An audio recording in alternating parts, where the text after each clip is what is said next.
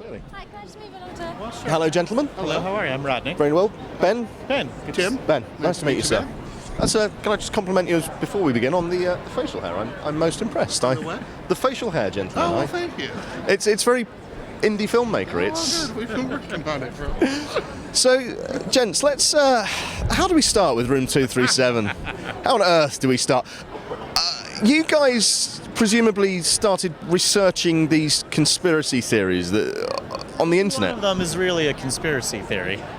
Okay, I'll give you. But there are groups on the internet, as I understand it, that debate the meaning of Kubrick films, yes? Absolutely. And so did your involvement with the groups on the internet to debate the meaning of Kubrick films come before the idea for Room 237, or was Room 237 an extrapolation of you knowing these groups existed? It was very close.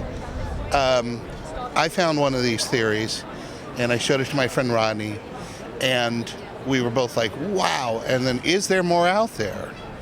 And we began to look, and yes, there is more. There's a lot. The discovery of these theories about, the hidden messages within Stanley Kubrick's The Shining instigated our further investigation and instigated the film.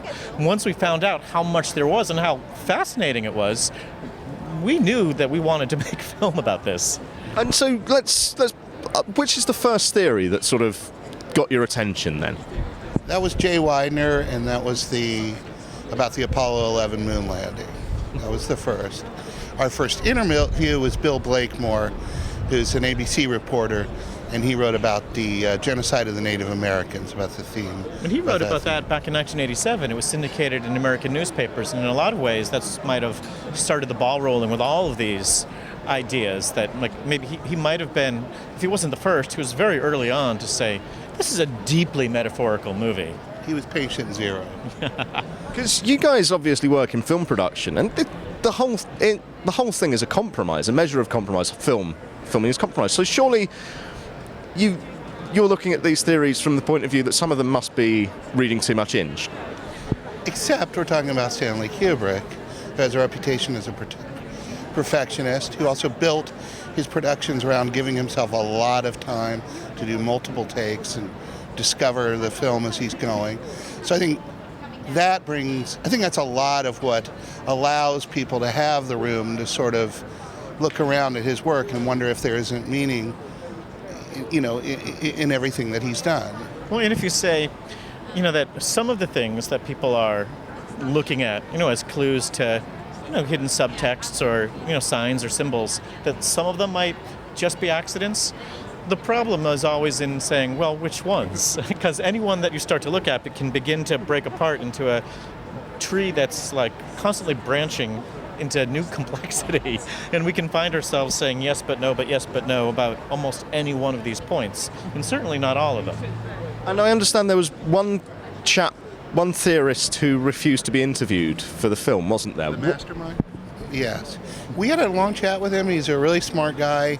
His theory is really good, and you can find it on the web.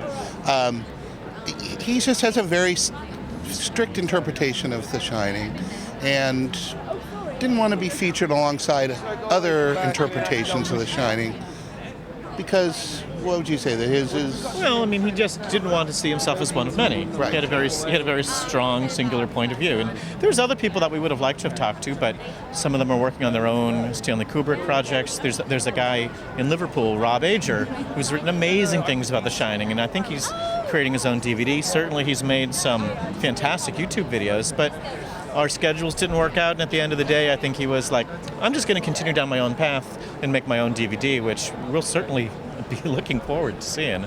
And obviously you guys used the footage, the archive footage, for the film. But you do at one point go into non-Kubrick films in the archive footage, don't you? Why was that? Well, in a way, we're just sort of, talking about the way, although this film is about The Shining in particular, Kubrick in general, in an even bigger picture, it's sort of finding yourself lost in the world of the movies.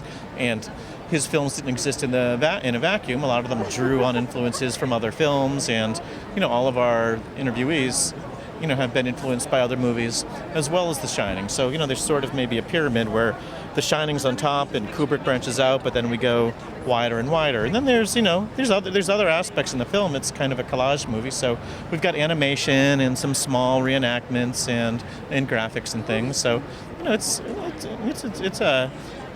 a stew, a goulash, a quilt. Goulash.